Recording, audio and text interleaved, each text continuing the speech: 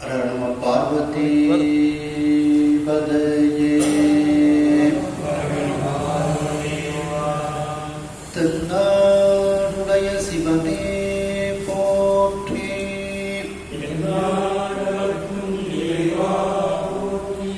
கலை நிறை கணபதிக்கு திருச்செந்தூர் முருகனுக்கு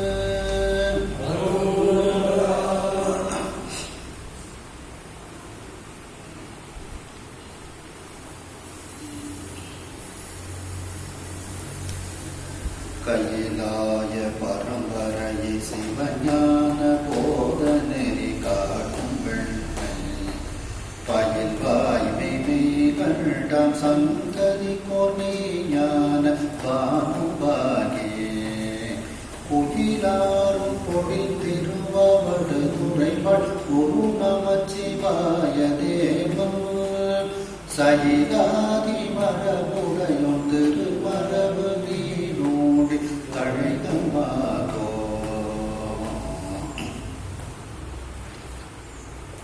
திருவாவடுதுறை ஆதீன ஸ்ரீல ஸ்ரீ குருமகா சன்னிதானம் அவர்கள் பொன்னார் திருமுடிகளை வழங்கியும்,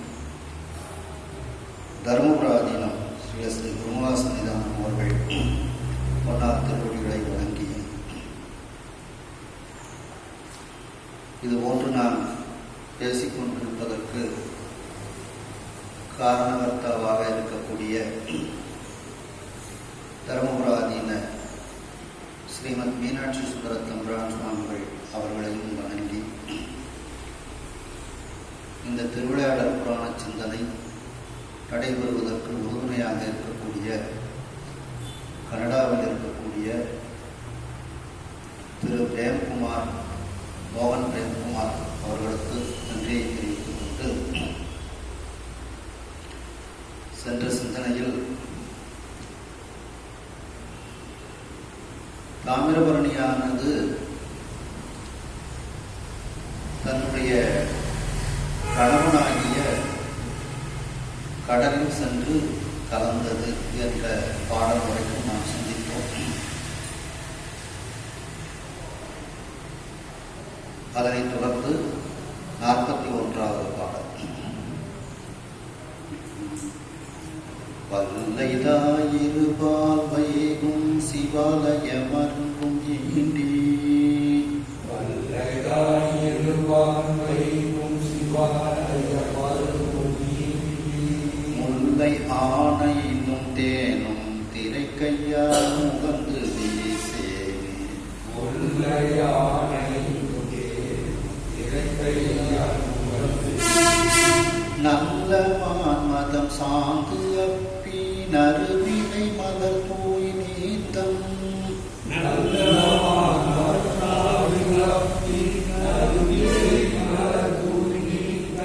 செல்லலால் பூசை தொண்டின் செயல்வினை மாக்கள் போரும்,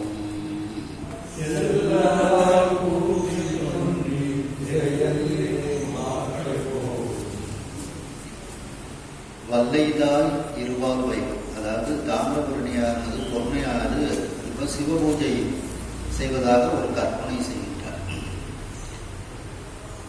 அது வேகமாக, வல்லைனா விரைவாக தாவிக்கொண்டு 2 கரைகளும் பெருகி அந்த தாமிரபரணி செல்கிறது. இருபால் வைகும் 2 கரைகளும் பெருகி அந்த தாமிரபரணி செல்கிறது. 2 கரையிலையும் தாமிரபரணி ஆற்று கரையில, பொன்மை ஆற்று கரையில சிவாலயம் பெற்றிருக்கு.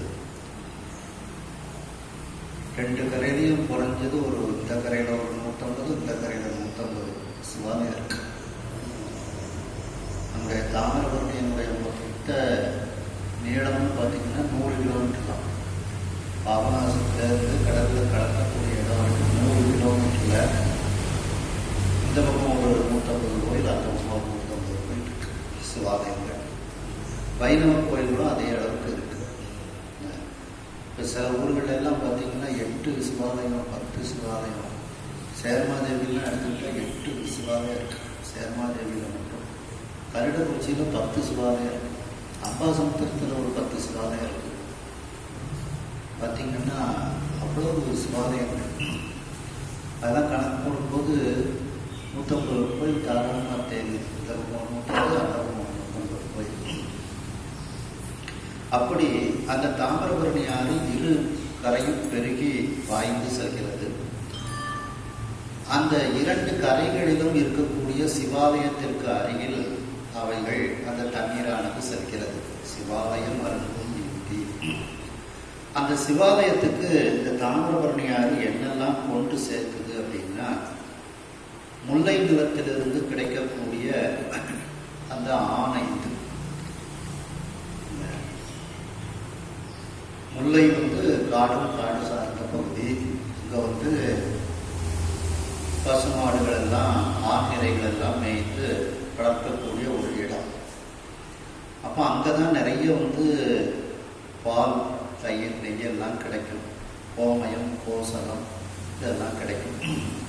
அதையெல்லாம் அடித்து கொண்டு இந்த தாமிரபரணி அந்த சிவாலயத்துக்கு பக்கத்தில் தள்ளி விடுகிறது.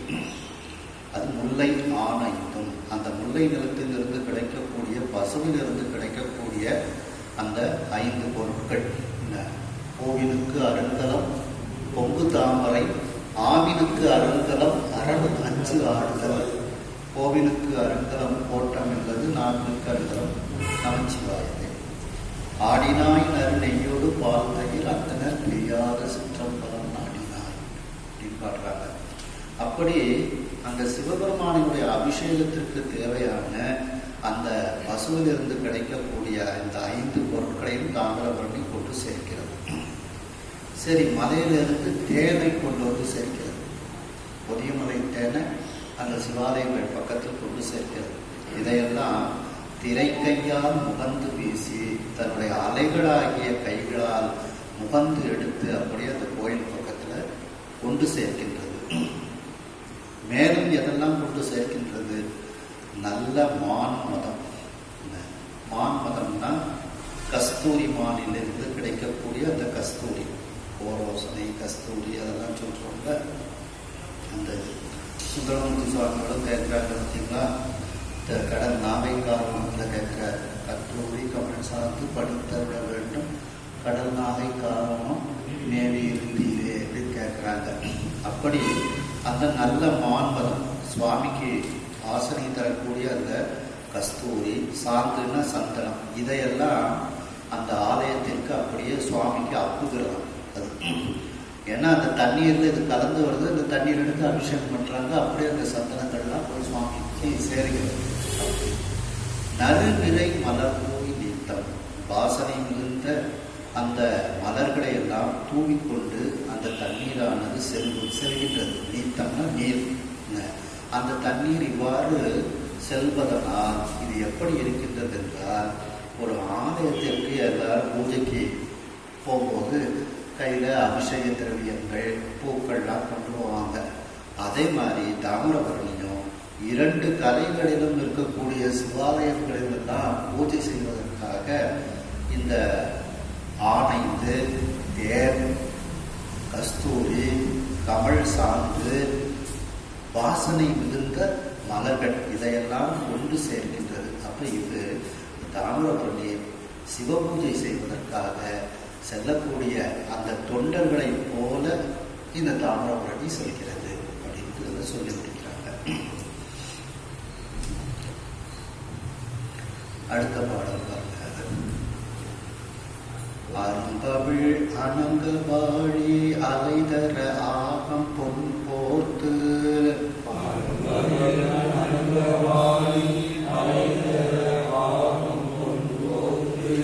இறங்கி வால் அன்னங்கேந்தி இருக்கையும் சங்கம் சிந்தி,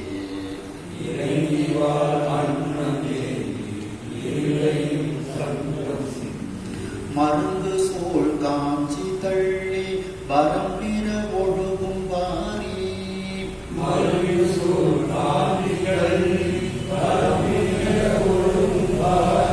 பரம்பருக்கு ஐயம் பெய்யும் பார்ப்பன மகளிர் போலும்,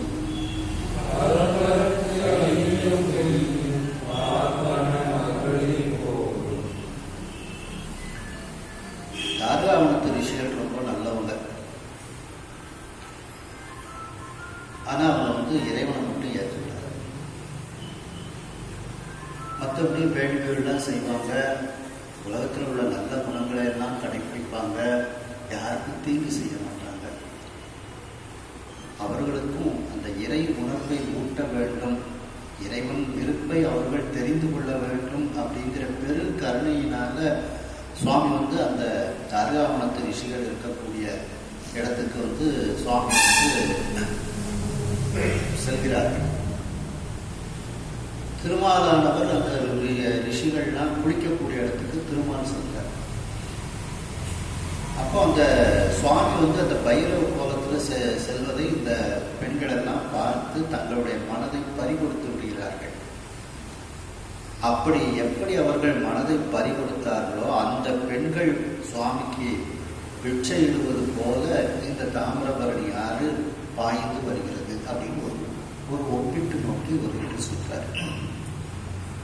அரும்பு அவள் அனங்க வாடி, அனங்கன் அப்படின்னா மன்மதன், அந்த அங்கம் இல்லாதவன், அதனால அவன் அனங்கன், ரதிக்கு மட்டும் அங்கத்தோடு தெரியக்கூடியவன். அப்போ அந்த மன்மதனினுடைய அந்த மலர் அம்புகள், வாழி அப்படின்னா மலர் அம்புகள், அது வந்து அரும்புகள் அவிழ்ந்து அது மலர்ந்த மலர்களாக அந்த மலர் அம்புகள் இருக்கிறது. அவைகளெல்லாம் அலைதர, அவைகளெல்லாம் இன்பத்தை கொடுக்க. ஆகம் பொன் போர்த்து, உடம்புல வந்து அந்த ஒரு தங்கம் போன்று அந்த உடம்பு மாறுகிறது, ஒரு பசலை அப்படின்னு சொல்லுவாங்க. திருஞான சம்பந்தர் சொல்லும்போது, மாகம் தோய் மதிசூடி மகிழ்ந்து எனது ஆகம் பொன்னிறம் ஆக்கினார், பாகம் கண்ணும் உடையவர் காற்றுரை நாகம் பூண்ட நயவரே அப்படின்ட்டு திருப்பாற்றுரை, திருச்சி பக்கத்தில் திருப்பாற்றுரைன்னுட்டு அந்த ஊர் தளத்தில் பாடும்போது, என்னுடைய உடம்பை பொன்னாக மாற்றினார், மாகம் தோய் மதிசூடி மகிழ்ந்து எனது ஆகம் பொன்னிறம் ஆக்கினார். அந்த எனது ஆகம் தான் பொன் கொடுத்து. அந்த பெண்கள் வந்து சுவாமியை பார்த்த உடனே அந்த மன்மதனுடைய மலரம்புகளால் அவர்கள் ஒரு துன்பப்படுகிறார்கள்.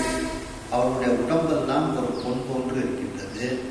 மேலும் அவர்கள் சுவாமிக்கு பிட்சை இடுவதற்காக எப்படி வராங்க, இறங்கி வால் அன்னம் ஏந்தி, வால்னா தூய அன்னத்தை எல்லாம் கையில் ஏந்திக்கொண்டு சுவாமிக்கு பிட்சை இடுவதற்கு அவர்கள் வருகிறார்கள். இரு கையும் சங்கம் சிந்தி, சுவாமியை பார்த்த உடனேயே அவர்கள் கையில் இருக்கக்கூடிய சங்குகள் எல்லாம் கீழே கலன்று விடுகிறது.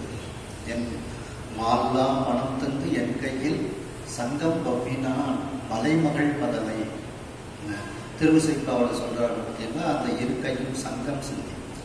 மருங்கு சூழ் காஞ்சி தள்ளி, அவர்கள் உடம்பில் இருக்கக்கூடிய காஞ்சிங்கிறது ஒரு நகை, அந்த நகைகள் எல்லாம் கீழே விழுந்து விடுகிறது.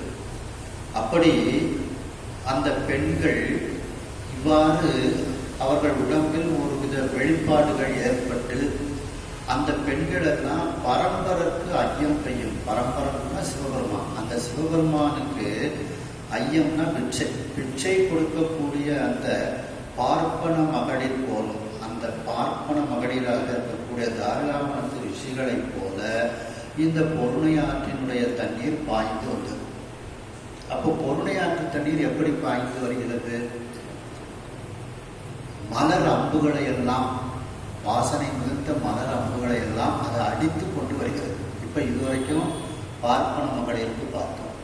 இப்போ தாமிரபரணி எப்படி இதெல்லாம் கொண்டு வருது பார்த்தோம். அப்போ மன்மதனினுடைய மலர் அம்புகளாக இருக்கக்கூடிய தாமரை, அசோகு போன்ற பூக்களை எல்லாம் தாமிரபரணி ஆற்றினுடைய வரம்புகிற ஒழுகும் பாரி, வரம்புகிற இரண்டு கரைகளும் நிரம்பி கொண்டு வரக்கூடிய அந்த வாரி கடல் போன்று தாமிரபரணி ஆறு அந்த பூக்களை எல்லாம் அடித்து கொண்டு வருகிறது. அப்போ அந்த மன்மதனினுடைய பூக்களை எல்லாம் அது தண்ணீரில் அடித்து கொண்டு வருகிறது. ஆகம் பொன் போர்த்து, அந்த தாமிரபரணி ஆற்றினுடைய மணல்கள் எல்லாம் பொன்னிறமாக இருக்கிறது. அப்போ அது பொன்னால் போர்த்து இருக்கிறது. இந்த ரொம்ப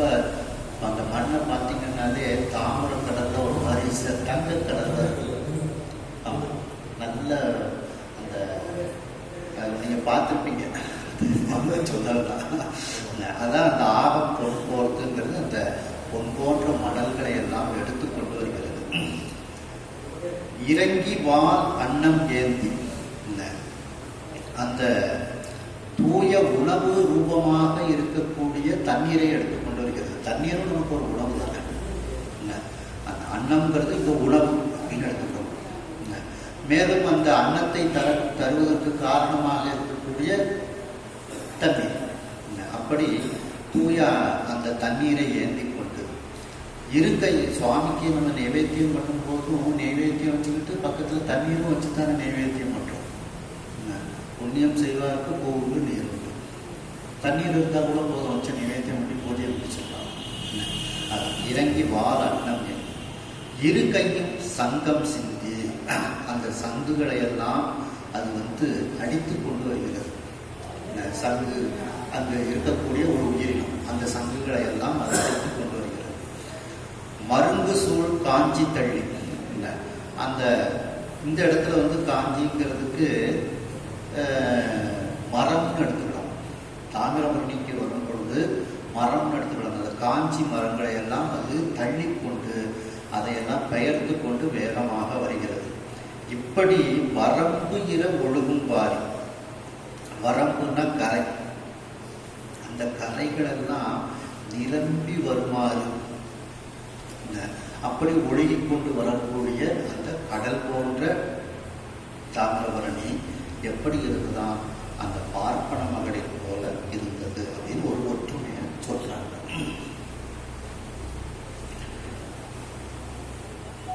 அடுத்த பாட்டு. வரைபடு மணியும் பொன்னும் வைரமும் குழையும் போட்டி.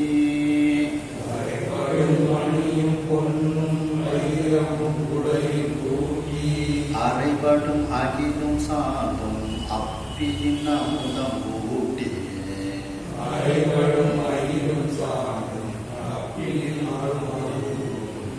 கரைபடு மருதம் என்னும் கண்ணியை பருவம் நோக்கி.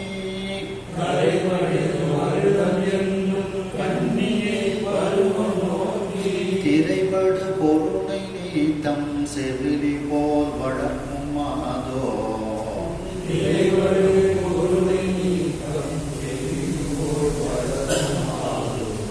அந்த பொருளையாரானது அந்த மருத நிலம் என்கின்ற அந்த ஒரு பெண்ணை அதனுடைய பருவத்தை நோக்கி ஒரு செவிலித்தாய் போல அந்த மருதன் பெண்ணை வளர்த்து வருகின்றாள் அப்படின்னு இதில் ஒரு கற்பனையாக சொல்றார். வரைபடு மணியும் பொண்ணும். வரைன மலை. மலையிலிருந்து கிடைக்கக்கூடிய அந்த மணிகள், பொன், தங்கம், வைரம், குழையும் கூட்டி இதையெல்லாம் பொதிய மலையிலேருந்து அடிச்சுட்டு வந்து தாமிரபரணியார் மணி. இப்பவும் பொதிய மலையில் நிறைய பேர் தங்கம் எடுக்க, கலக்காத நெஞ்செல்லாம் போகிறாங்க வயிறு எடுக்கிறதுக்கெல்லாம். அப்போ அந்த தாமிரபரணி இதையெல்லாம் அடிச்சுட்டு வருது. குடிபற்றவரும் செய்தாங்க.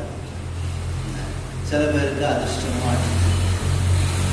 அப்படி அந்த மலையிலிருந்து கிடைக்கக்கூடிய மணி, பொன், வைரம், குழையும் கூட்டி இதையெல்லாம் அந்த மருத நிலம் என்கின்ற அந்த கன்னி பெண்ணுக்கு தாமிரபரணி தாமிரபரணி என்கின்ற தாயானவள் கூட்டி அழகு பார்க்கின்றாள்.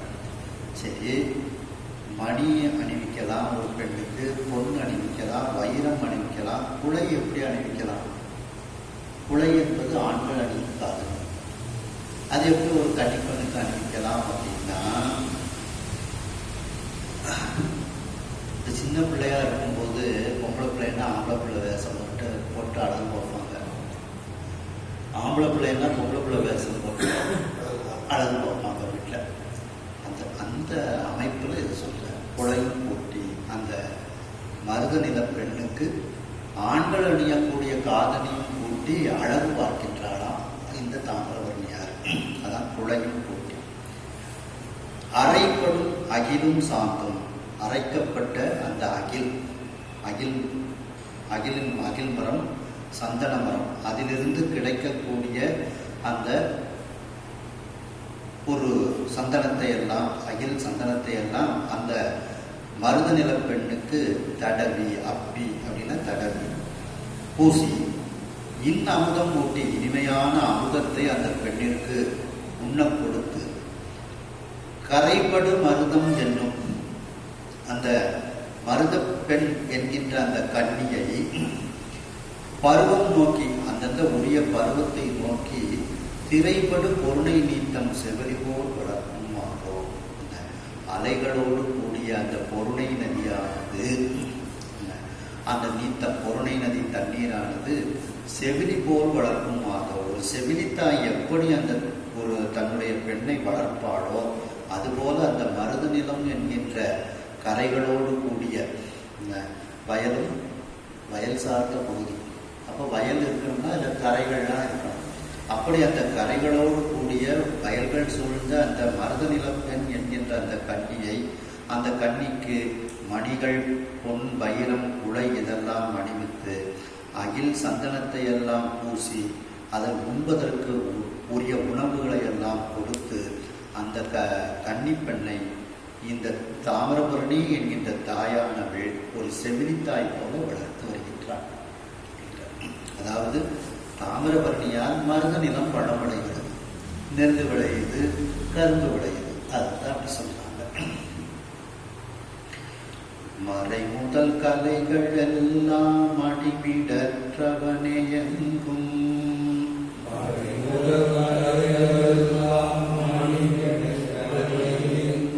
நிலைபரம் என்றும் பூதி சாதன நெறி வீடு என்றும்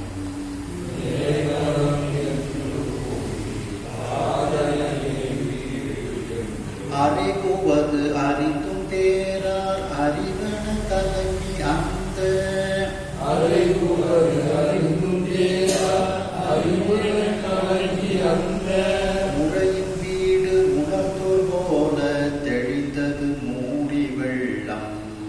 முறையின் வீடு உணர்த்தோர் போல தெளிந்தது மூடி வெள்ளம்.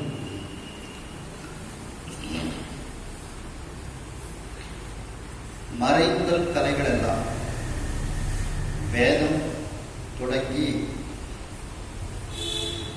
அது அனைத்து கலைகள் எல்லாம்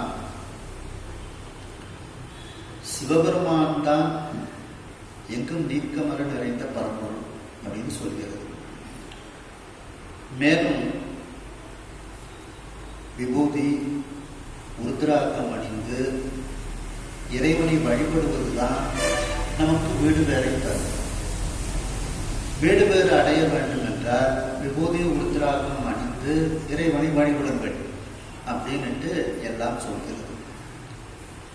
இதையெல்லாம் வேதங்கள் முதல் அனைத்து கலைகளும் சொல்லியும் அதை பற்றி தெரியாமல் தேராத அறிவு, அதை தெரியாத அந்த அறிவுடையவர்கள் அறிவு எப்படி கலங்கி இருக்கின்றதோ அதுபோல தாமிரபரணி ஆற்றினுடைய வெள்ளமானது கலங்கி வருகிறது. வெள்ளம் அதுக்கப்புறம் வெள்ளம் கொஞ்சம் குறைஞ்ச உடனே தெளிந்த தண்ணீரா போகும். அது எப்படி இருக்கின்றது என்றால் தெளிந்த தண்ணீர் இந்த வேதங்கள் சொல்வது உண்மை. சிவபெருமான் தான் முழுமுதற் பரம்பொருள். விபூதி உத்ராட்சம் அணிந்து சிவனை வழிபடுவதே நமக்கு தலையாய ஒரு செல்வம். அதுதான் நமக்கு வீடுகளை தரும் என்று தெளிந்த அறிவுடையவர்கள் இருக்கின்றார்கள் அல்லவா? அவர்களுடைய தெளிந்த அறிவு எப்படி இருக்கின்றதோ அதுபோல் தாமிரபரணியினுடைய தண்ணீர் தெளிந்து ஓட்டுகிறது அப்படின்னு சொல்றார். மறைமுதல் கலைகள் எல்லாம் வேதம் முதல் அனைத்து கலைகள் எல்லாம் மணிமிடற்றவனே எங்கும் நிறைப்பரம் என்றும். மணிமிடற்றவன் விஷத்தை உண்டு கண்டத்தை வைத்திருக்கக்கூடிய மணி போன்று கண்டத்தை வைத்திருக்கக்கூடிய அந்த நீலகண்ட பெருமானே எங்கும் நிறைப்பரம் என்றும், எங்கும் நீக்கமர நிறைந்த அந்த பரம்பொருளாக அவன் இருக்கின்றான் என்றும். பூதி சாதன நெறி வீடு என்றும். பூதினா விபூதி உத்ராட்சம் இதெல்லாம் நாம் அணிந்து இருப்பதுதான் அந்த வீட்டு நெறி என்றும். அறைகுவது அறிந்தும் இவைகளெல்லாம் சொல்லுகிறது. வேதங்கள் முதலிய கலைகளெல்லாம் இதுதான் சாஸ்வதமானது, இதுதான் நிலைத்தது என்று சொல்லுவதை தெரிந்தும் அவர்களுடைய அறிவு யார் அறிவு என கலங்கி, அவங்க அறிவு எப்படி கலங்கி இருக்கின்றதோ, சொன்னதுக்கு அப்புறமும் கேட்காதவர்கள், அப்படிப்பட்ட அவர்களுடைய அறிவு எப்படி கலங்கி இருக்கின்றதோ அதுபோல அந்த மூரி வெள்ளமானது கலங்கி பாய்ந்தது. மேலும் அந்த முறையின் வீடு உணர்ந்தோர், அந்த முறைப்படி வீட்டு நெறியை உணர்ந்த அந்த பெரியவர்கள் அறிவு எப்படி தெளிவு இருக்கின்றதோ, உணர்ந்தோர் போல தெளிந்தது. அவர்களுடைய அறிவு எப்படி தெளிவாக இருக்கின்றதோ அதுபோல அந்த வெள்ளமானது தெளிந்த தண்ணீரோடு போகிறது. மறைவழி கிடைத்த எண்ணன் கலைகள் போல் வரு நீர் வெள்ளம்,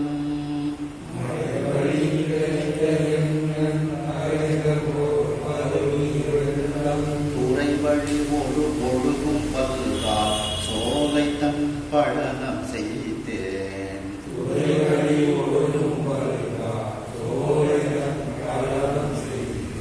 உரை வழி ஓடை எங்கும் ஓடி ஒன்று உடையாக்கு அன்பரு,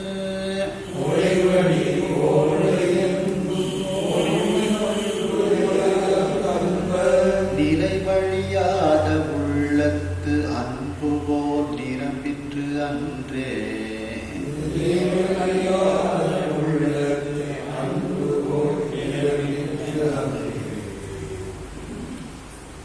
வேதங்களிலிருந்து பெறப்பட்ட அந்த எண்ணன் கலைகள் 8 64 கலைகள், ஆய கலைகள் 64 ஏய அறிவிக்கும் எண்ணமே.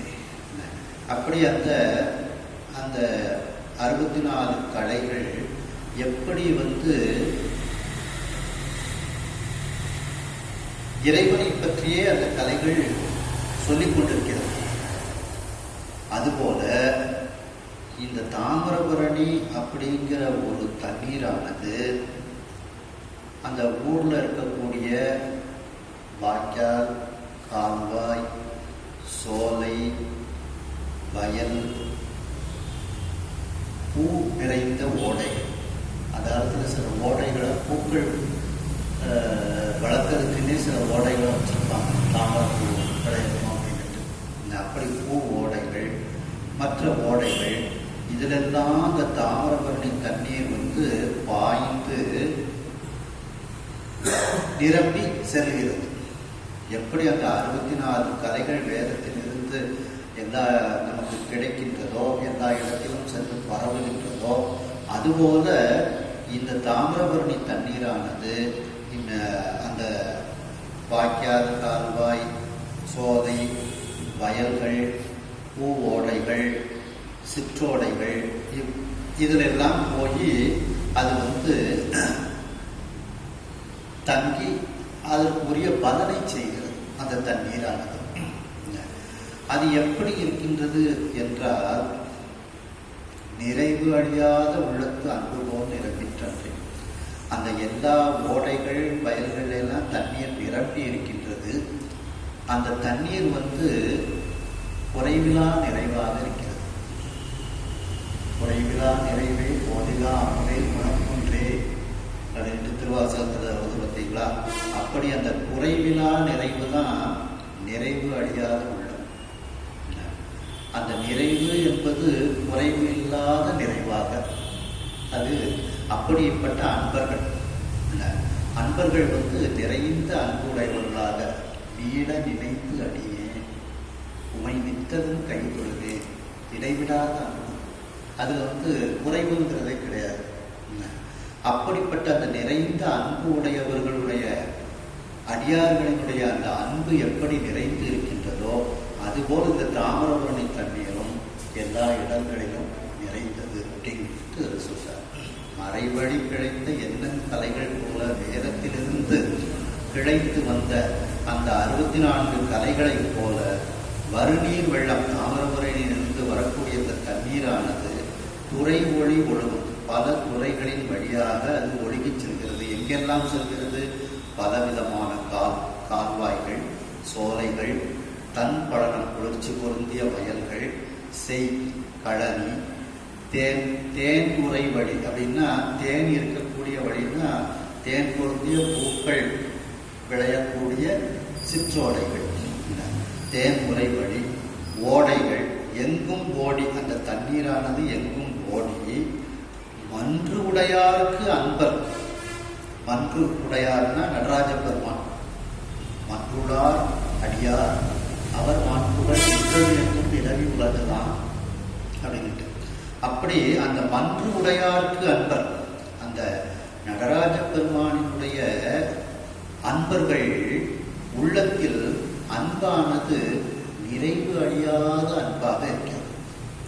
குறைவிலா நிறைவான அன்பாக அது இருக்கின்றது. அதுபோல அந்த தண்ணீரானது மேற்சொன்ன அனைத்திலும் நிரம்பி வழிகின்றது. அடுத்தது, எளிந்த மாந்தர்கை பொருள்களும் இகபரத்து ஆசை,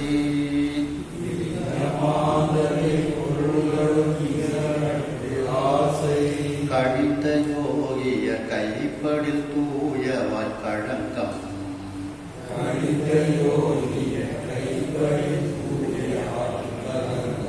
ஒழிந்தவாறு போல் உவரி உண்டு உவர் கெடுத்து எழிலே,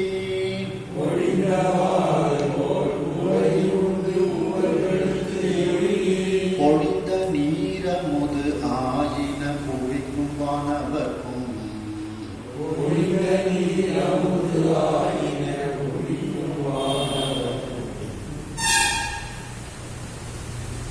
இடிந்த மாந்தர்கள் அவர்கள் கையில் இருக்கக்கூடிய ஒரு பொருள்களும்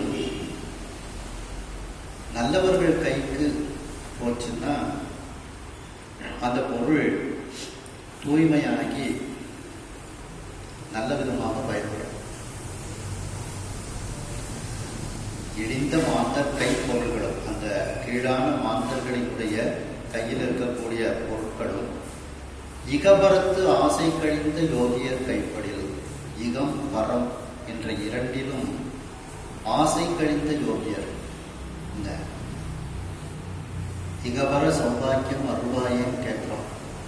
ஆனா ஆசை அறிஞர்கள் ஈசனோடாயினும் ஆசை அறிஞர்கள், அதான் இகபரத்து ஆசை கழிந்த யோகியர்.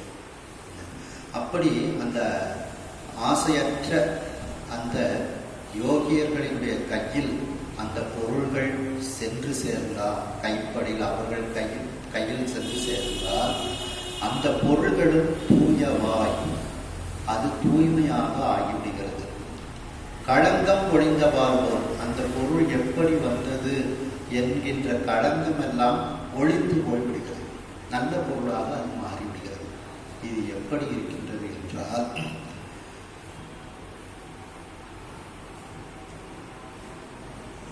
ஆகாயத்திலிருந்து கடலிலிருந்து தண்ணீரை அப்படியே வெப்பத்தின் காரணமாக மேகங்கள் மேலே கொண்டு போகிறது. கடல் தண்ணி அப்படியே கொண்டு போகுது. உப்பெல்லாம் நீக்கி விட்டு நல்ல தண்ணியாக தான் மேலே கொண்டு போகுது. எப்படி அந்த கடல் தண்ணீரில் இருக்கக்கூடிய உப்பை விட்டு விட்டு நல்ல தண்ணீரை மட்டும் மேலே கொண்டு செல்கின்றதோ, அதை ஒரு ஒப்புமையாக சொல்றார். உவரி உண்டு, உவரின்னா கடல், கடல் தண்ணீரை உண்டு மேகமானது எடுத்துக்கொண்டு, சரி அதுல உவருக்கெடுத்து, உவர்னா உப்பு, அந்த உவர்ப்புத்தன்மை உப்புத்தன்மையை நீக்கி விடுகிறது, நல்ல தண்ணீரை ஆகாயத்திற்கு கொண்டு செல்கிறது அந்த மேகம். எழிலி அப்படின்னா மேகம். அந்த மேகமானது பொழிந்த நீர் அமுது ஆயின, அது ஆகாயத்திலிருந்து மழையாக பொழிகிறது. அந்த மழையானது நமக்கு அமுதமாக மாறுகிறது. யாருக்கு? புவிக்கும் வானவர்க்கும், பூமியில் உள்ளவர்களுக்கும் வானவர்களுக்கும் அந்த நீரானது அமுதமாக மாற்றப்படுகிறது. நல்ல விளைச்சல் விளையுது, நமக்கு சாப்பாடு கிடைக்கி, நமக்கு சாப்பாடு கிடைக்கிறதுனால நம்ம இறைவனையும் நல்ல வழிபாடு செய்கின்றோம். தேவர்களுக்கும் நாம அதன் மூலம் அபிஷேகம் கொடுக்கிறோம், வேள்விகள்லாம் செய்கிறோம். அப்போ பூமி விளைஞ்சாச்சுன்னா தேவர்களுக்கும் அது அமுதமாக கிடைக்கின்றது, பூமியில் உள்ளவர்களுக்கும் சாப்பாடாக அது கிடைக்கிறது. அதான் புவிக்கும் வானவர்க்கும்.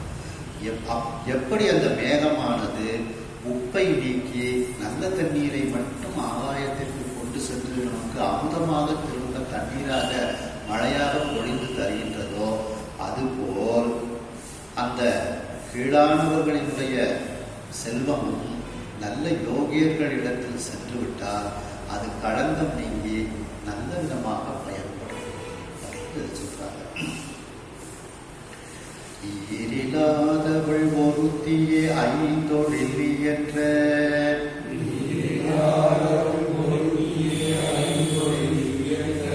வேறு வேறு பேர் பெற்ற என வேலை நீர் ஒன்றே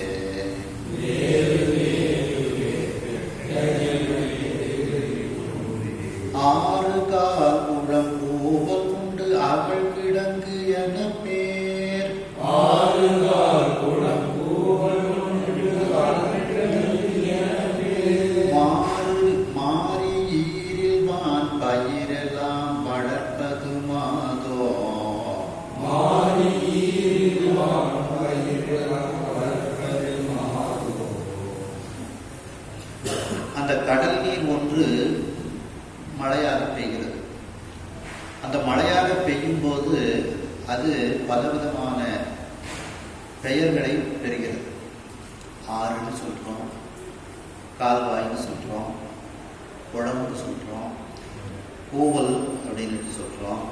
இந்த அதுக்கப்புறம் கூவல்னா கிணறு, இந்த குண்டு, அகழ், கிடங்கு அப்படின்னுட்டு சொன்னாலும் வெவ்வேறு பேர் பெற்றாலும் அதுக்குள்ள இருப்பது தண்ணீர் தான். இது எப்படி இருக்கின்றது என்றால் அந்த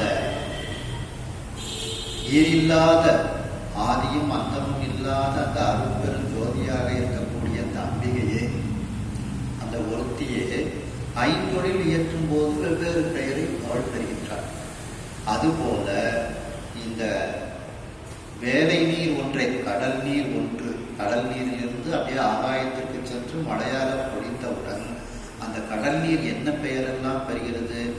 ஆறு, கால்வாய், குளம், கூவல், கிணறு, குண்டு, அகழ், கிடங்குன்னு அதுக்கு வெவ்வேறு பெயர் பெற்று அதிலெல்லாம் தண்ணீர் இருந்து எல்லா பயிர்களையும் அது வளர்க்கும் அப்படின்ட்டு இதில் சொல்றார். ஈரில்லாதவள் ஒருத்தியே, ஈருன்னா முடிவு, ஆதியும் அந்தமும் இல்லாதவள், அந்த ஒருத்தியாகிய அந்த அம்பிகையே ஐந்தொழில் ஏற்ற வேறு வேறு பேர் பெற்ற. ஐந்தொழில் ஏற்றும் போது அவள் நாராயணி அப்படின்ட்டுலாம் அவளுக்கு பேர் வருகிறது. அப்படி வேறு வேறு பேர், முத்திரை அப்படின்லாம் வெவ்வேறு பேர் பெற்றாள். அதுபோல வேலை நீர் ஒன்றே, கடல் தண்ணீர், வேலைன்னா கடல், கடல் தண்ணீர் ஒன்றே ஆறு, கால், குளம், கூவல், குண்டு, அகழ், கிடங்கு அப்படின்ட்டு பேர் மாறி அந்த தண்ணீர் வெவ்வேறு பேராக மாறி ஈரில் வான் பயிரெல்லாம் அளவில்லாத, ஈரில் வான்னா அளவில்லாத அந்த பயிர்களை எல்லாம் வளர்த்து வருகின்றது அப்படின்ட்டு ஒரு ஆச்சரியத்தோடு சொல்றார். மாதோ அப்படின்னா ஆச்சரியம், வியப்பு. இந்த கூவல்லாமை குறைகடல்லாமையை என்று வரும் பார்த்தீங்களா, அதுதான் கூவல்னா கிணறு.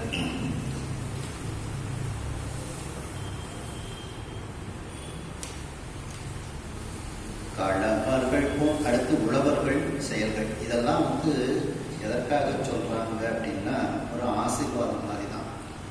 இப்படியெல்லாம் இருக்கட்டும் இந்த நாடு, இந்த நாட்டில் உள்ள உழவர்கள்லாம் இப்படி உழவு தொழில் செய்யட்டும் அப்படின்ட்டு ஒரு ஆசீர்வாத பத்திரிகை மாதிரி தான் இந்த பூராமே நம்ம எடுத்துக்கிறோம். அப்படி அந்த உழவர்கள்லாம் நல்லா இருந்து நல்ல மாதிரி அவங்க அந்த உழவு தொழில் செய்யும் போது நாமளும் நல்லா இருக்கலாம் அப்படிங்கிறதுனால இந்த உழவு தொழிலை பற்றி அவங்க அந்த காலத்தில் நமக்கு முதல் தொழிலாக உழவு தொழில் தான் இருந்துச்சு. அது சொல்றாங்க. களவர்கள் பொன்னே கூட்டி தாயவாய் கணிந்த பாடற்கு ஒரு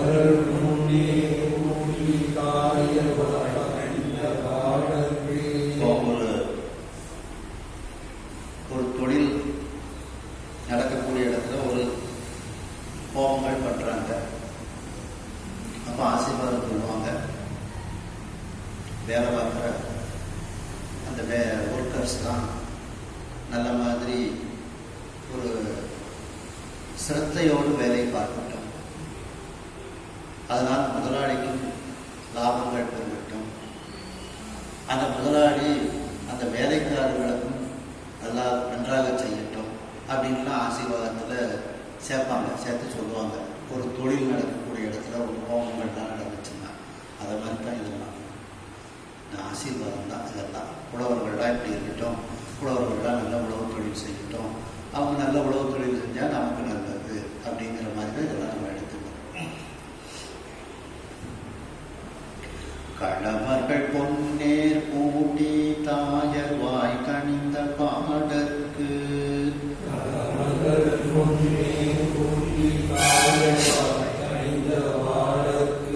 உளமகிழ் சிறாரின் ஏறும் ஒருத்தரும் உவகை தூங்க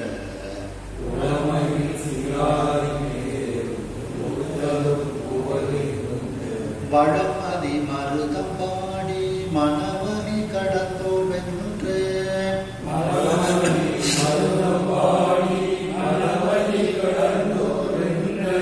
அழமறு பொறிபோல் ஏவல் ஆற்ற ஆழ்வினையில் மூண்டார்.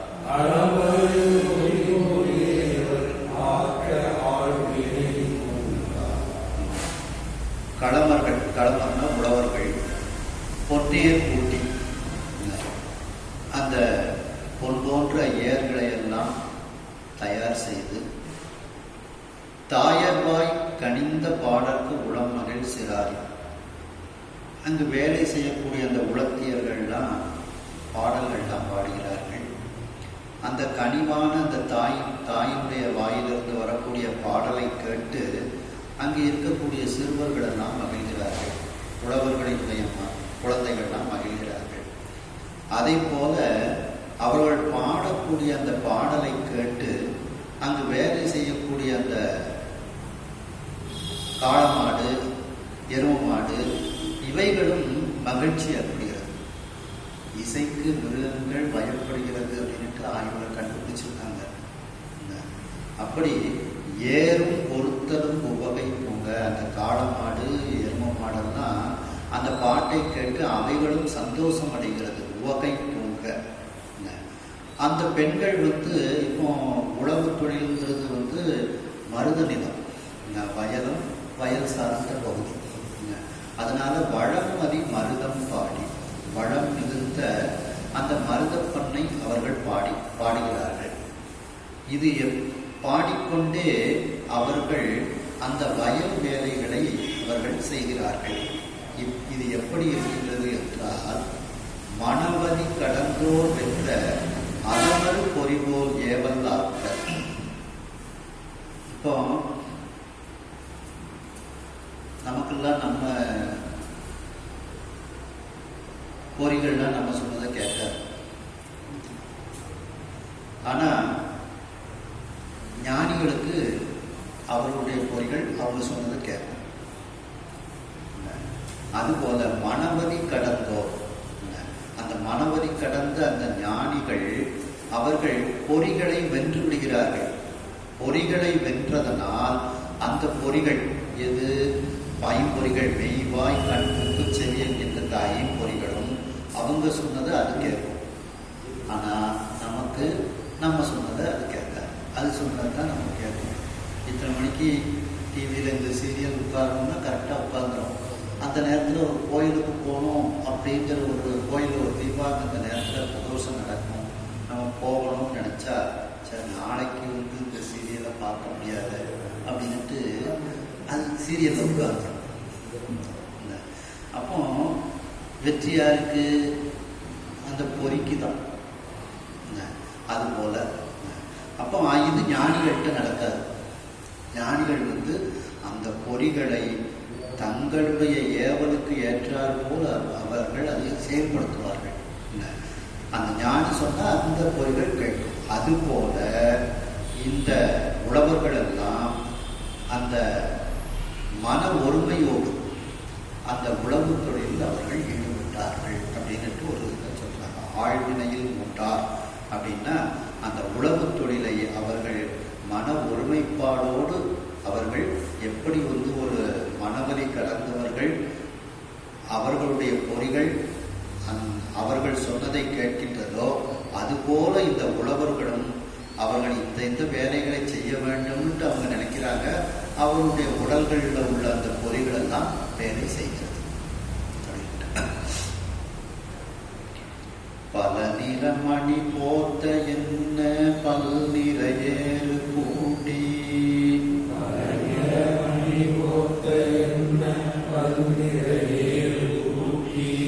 அலமுக இரும்பு தேய ஆழ்வினை கருங்காள் மல்ல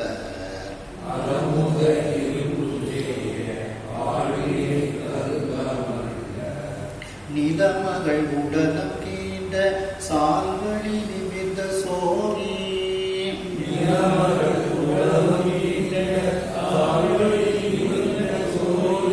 சலம் என நிபந்த செங்கேள் தழல்மணி இமைக்கும் மன்னோ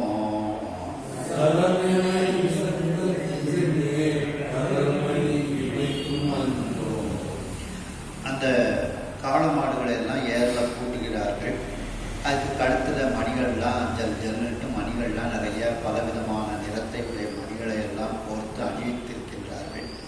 பல நிற மணி கோர்த்த என்ன பல்நிற ஏறு கூட்டி, அப்படி அந்த மணிகள் பலவிதமாக இருப்பது போல பலவிதமான நிறங்களை உடைய ஏறுகளை எல்லாம் அந்த ஏரில் பூட்டி அவர்கள் அந்த காளமாடுகளை எல்லாம் அந்த உழுவதற்காக அவர்கள் பூட்டியிருக்கின்றார்கள்.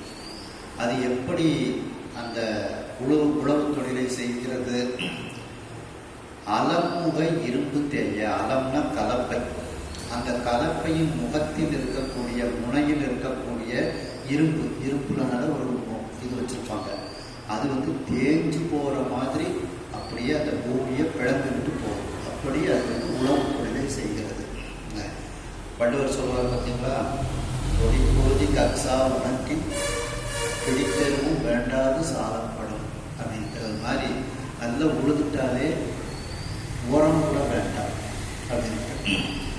அப்படி அந்த அலமுக இரும்பு தேய, அந்த இரும்பு வந்து தேய்ந்து போகுமாறு ஆழ்வினை கருங்காள் மல்லர், வேலை செய்வதில் திறமை வாய்ந்த கருமையான கால்களை உடைய அந்த மல்லர்னா உழவர்கள் நிலமகள் உடலம் என்ற அந்த நிலமகளினுடைய உடலத்தை அப்படியே பிளக்கின்றார்கள். சால்வழி நிமிர்ந்த சோரி, அந்த சால், அந்த உழக்கூடிய அந்த சாலில் அந்த ஒரு இடைவெளி ஏற்படுகிறது. அதில் வந்து சோரின்னா ரத்தம் போல அந்த தண்ணீரானது இருப்பது போல அந்த நிலத்தை உழுதவுடனே சிவந்த அந்த மணிகள் எல்லாம் வெளிப்படுகிறது. அந்த சிவந்த மணிகள் வெளிப்படுவது எப்படி இருக்கின்றது என்றால் இரத்தம் வருவது போல இருக்கின்றது அப்படின்ட்டு அப்படி வந்து ஆழமாக அவர்கள் உழுகின்றார்கள் அப்படின்ட்டு சொல்றார். சால்வழி நிமிர்ந்த சோரிச்சலம் என இரத்தச்சலம் போல நிவந்த செங்கை, அந்த உயர்ந்த சிவந்த நிறத்தை உடைய மணிகள் எல்லாம் அவர்கள் உழும்போது அதிலிருந்து வெளிப்படுகின்றதாம். அந்த சிவந்த மணிகள் எப்படி இருக்கின்றது என்றால் இரத்தம் கொப்பளித்து வருவது போல அவைகள் இருக்கின்றது அப்படின்ட்டு சொல்றாங்க. அப்போ ஆழ உழுகின்றார்கள், அவர்கள் ஆழமாக உழுகின்றார்கள் அப்படின்ட்டு. ஓருசை படைவாய் தேய உழுணரும் நீர்கால் ஜனத்து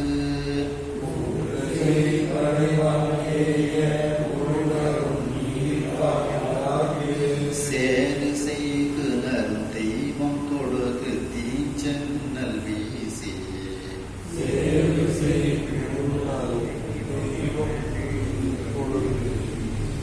நாறு செய்து நரும் பேர்த்து நடவு செய்து நரும் தெவ்வின் மாறு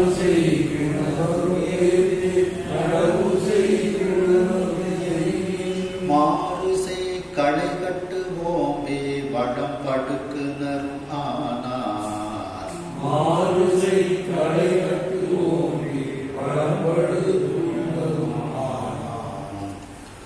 அதாவது ஊருசை படைவாய் தேய, அந்த பூமிக்கு ஊரு செய்யக்கூடிய அந்த கலப்பை, படையின கலப்பை, அந்த கலப்பையினுடைய வாய் தேய்மாறு அவர்கள் உழுகின்றார்கள். உழக்கூடியவர்கள்.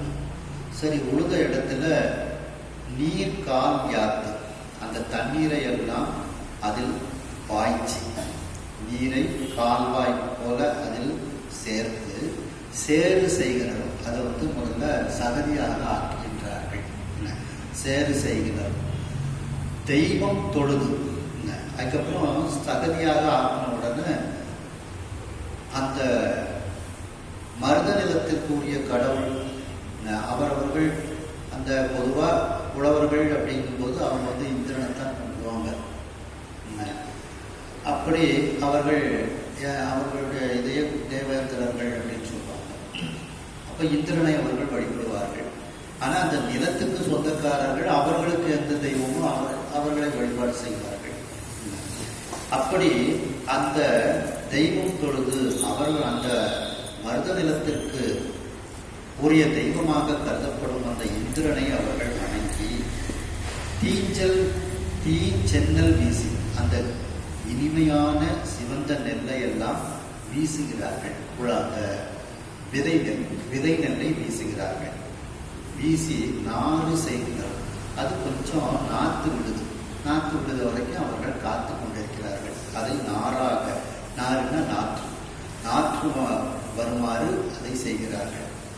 அதுக்கப்புறம் அந்த நாற்று வந்த உடனே அதை அப்படியே அந்த இடத்துல இருந்து எடுத்து விடுகிறார்கள், பெயர்த்து நடவு செய்கிறார்கள். அதுக்கப்புறம் வயல்ல நடவு செய்தாங்க. அந்த நாற்றை எடுத்து வயல்ல நடவு செய்கிறார்கள். தெவ்வின் மாறுசை களைகட்டு. தெவ்வு அப்படின்னாலே பகைவர்களுக்கு துன்பம் செய்யக்கூடியது போல பகைவர்களை எப்படி நீக்குகின்றார்களோ, பகையை எப்படி நீக்குகிறார்களோ, அதுபோல இந்த நெல்லுக்கு இடையில் வளர்ந்துக்கக்கூடிய களைகளை எல்லாம் கட்டு அப்படின்னா நீக்கி, அந்த களைகளை எல்லாம் பறித்து எடுக்கின்றார்கள். அவைகளை நீக்குகிறார்கள். ஓம்பி பாதுகாத்து வளம் படுத்துனரும் ஆனால் அந்த வயலை வளமாக அவர்கள் ஆக்கக்கூடிய தொழிலை அவர்கள் செய்கிறார்கள். பழிபடு நரமும் தன்னை கடைசிய பழகி செவ்வாய்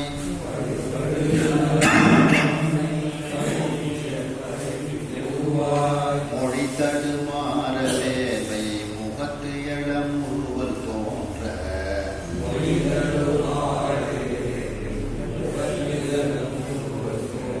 விடிசி வந்து உலக கூந்தல் மென்முகில் சோர உள்ள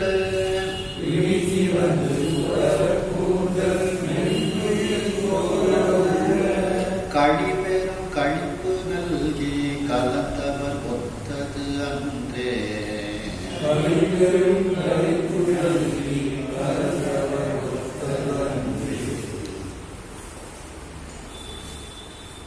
மது என்பது உடலுக்கு கேடு. அது பழிபாவமாகவும் கருதப்படுகிறது. அப்படி பழியை தர திருக்குறளில் கல்லுண்ணாமை அப்படின்ட்டு அதிகாரமே கொடுத்துருக்காங்க திருவள்ளுவர்.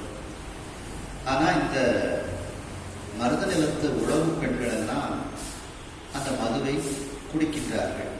அதான் பழிபடு நரமும் தன்னை, நமக்கு பழியை தரக்கூடிய அந்த மதுவை கடைசியர் பருகி, அந்த உலத்தியர்கள் எல்லாம் உழவர் பெண்கள் எல்லாம் பருகுகிறார்கள்.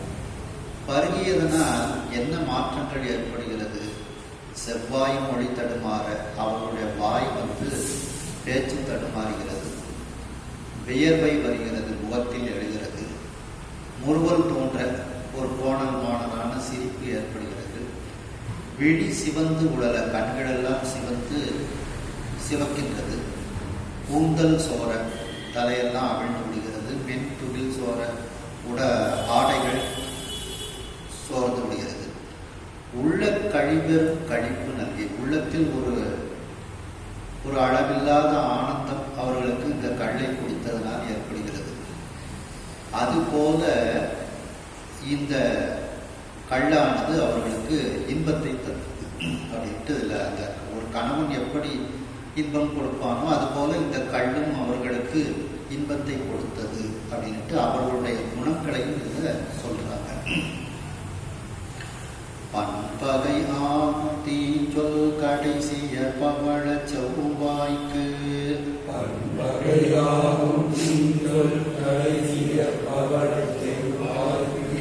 உட்பகை ஆம்பல் என்றும் ஒள்நரும் புகழை நீளம்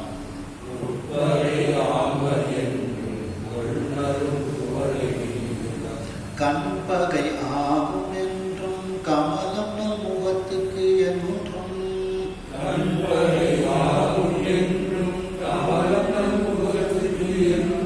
தின்பகை ஆகும் என்றும் செறுதல் போல் கழிதல் செய்வார்.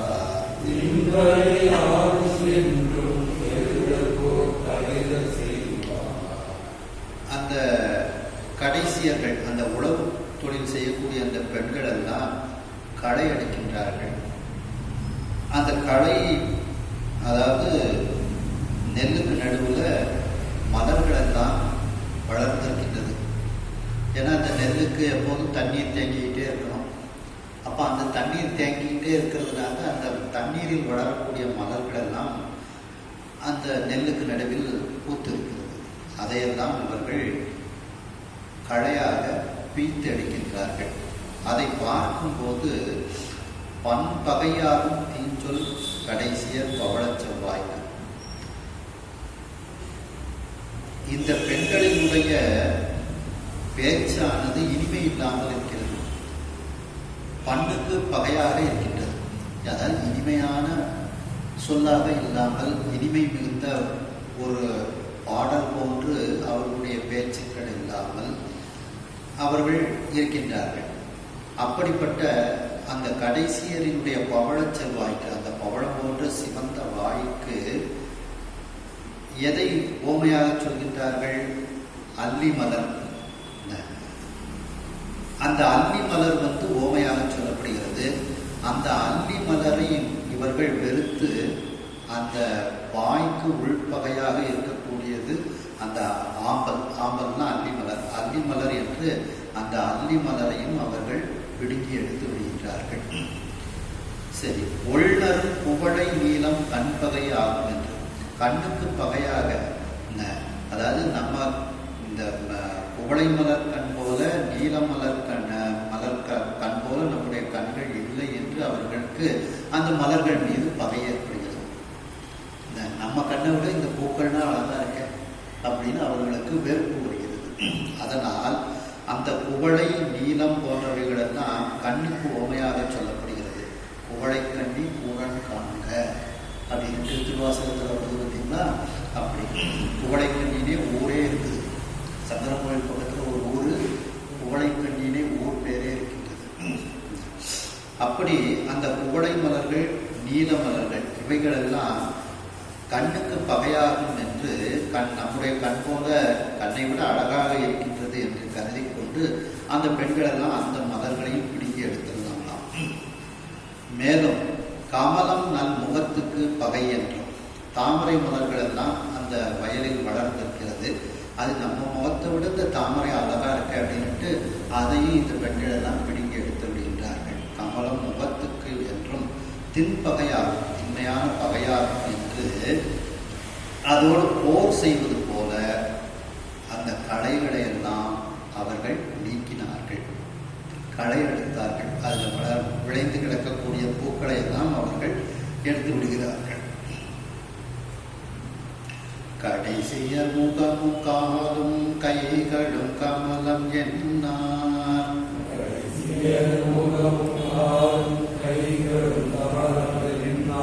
படைவிழி புகழ என்னார், பவளவாய் குமுதம் என்னார்,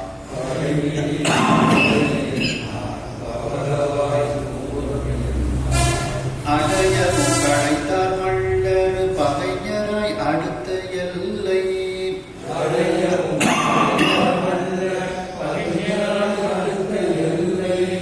உடையவன் ஆணையாற்றால் ஒருப்பவர்க்கு உறவு உண்டாமோ, உடையவன் ஆணையாற்றால்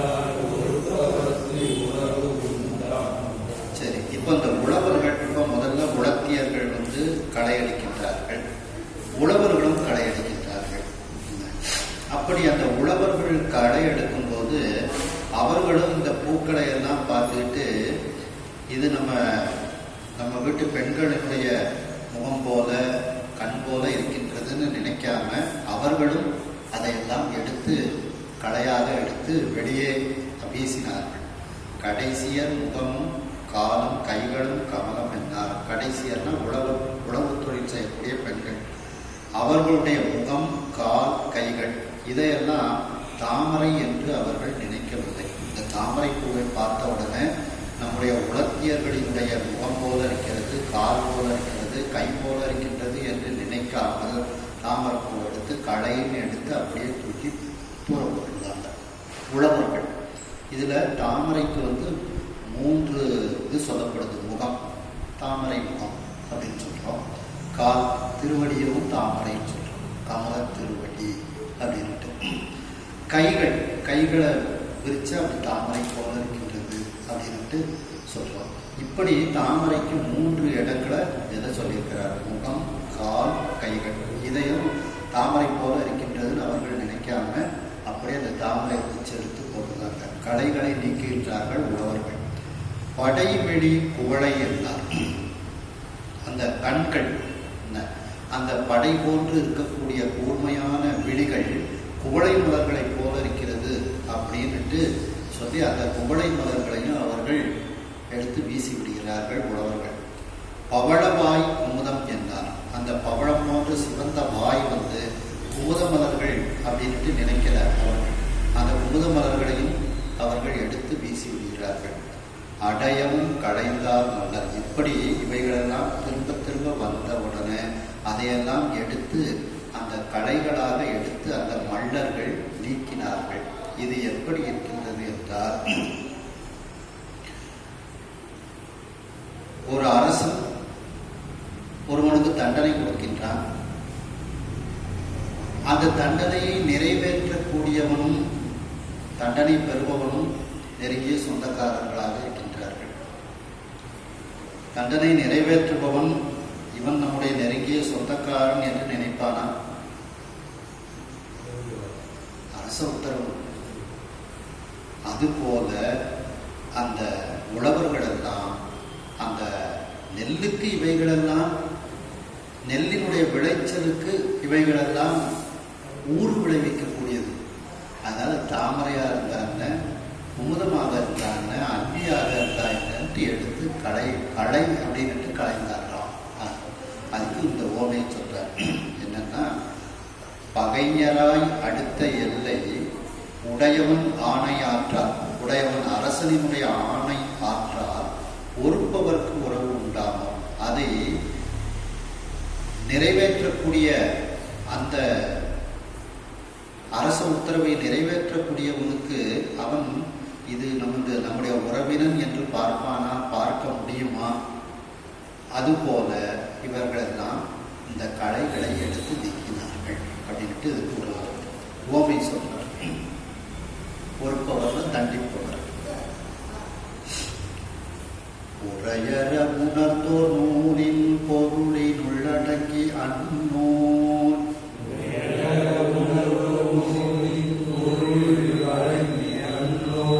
வரையறை கருத்துமான வளர்கருப்புறம்பு தோன்றி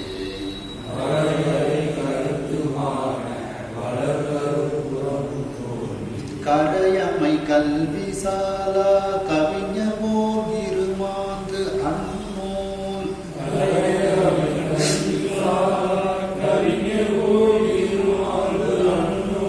உடையன விரிந்து கற்பின் மகளிர் போல் ஒசிந்தது அன்றே.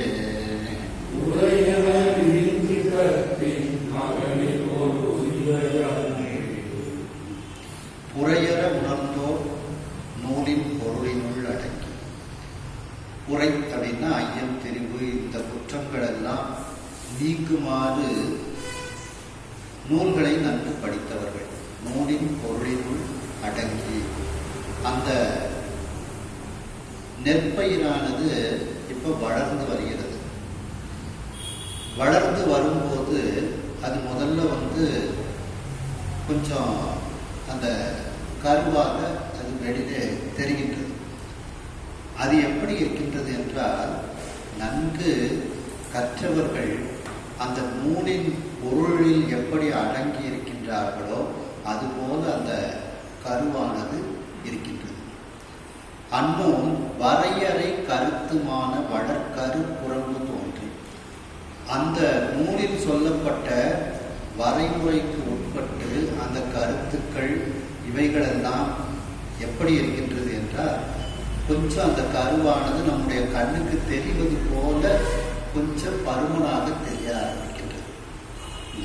வளர்கரு புறம்பு தோன்றி அப்போ முதல்ல அந்த கரு கண்ணுக்கு தோன்றாமல் இருக்கின்றது.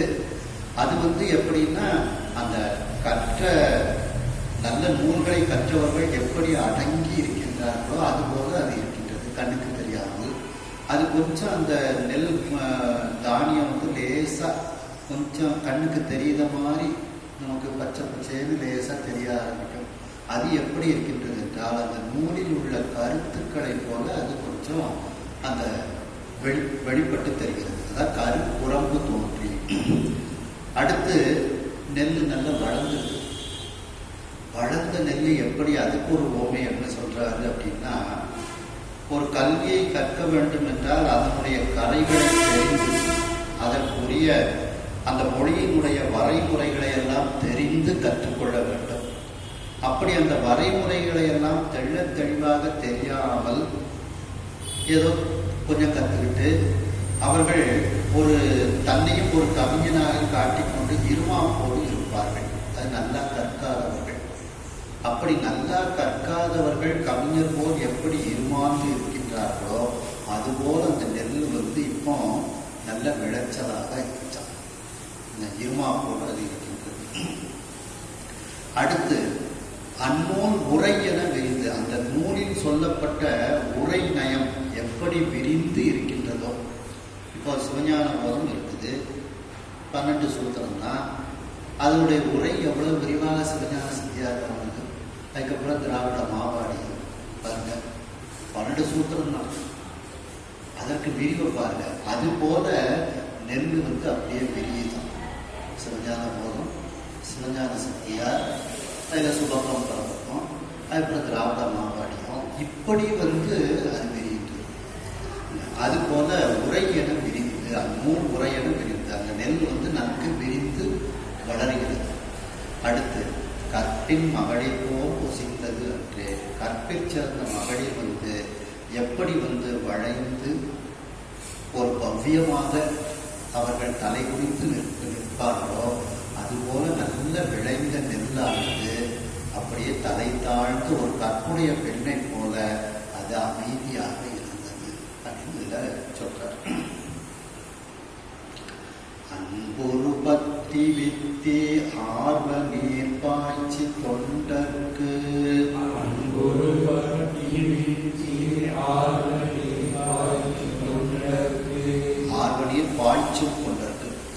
அன்பொரு பத்தி வித்தி ஆர்வ நீர் பாய்ச்சும் தொண்டர்க்கு, அன்பொரு பத்தி வித்தி ஆர்வ நீர் பாய்ச்சும் தொண்டர்க்கு,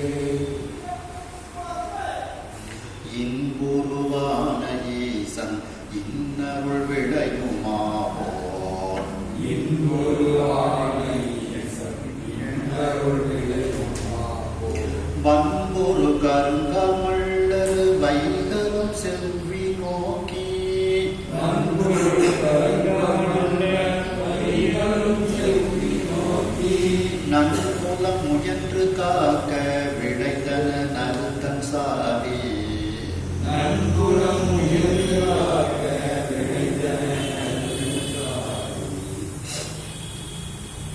அன்புரு பக்தி வித்தி, அன்பு மிகுந்த பக்தியை விதையாக விதைத்து அதில் ஆர்வ நீர் பாய்ச்சும் தொடர்பு, இறைவன் மீது நாம் வைத்திருக்கக்கூடிய பேரன்பு, அந்த ஆர்வத்தோடு ஆர்வமாக சொல்லப்படக்கூடிய அந்த நீரை தொண்டர்கள் எல்லாம் பாய்ச்சி அந்த விதையை வளர்க்கின்றார்கள்.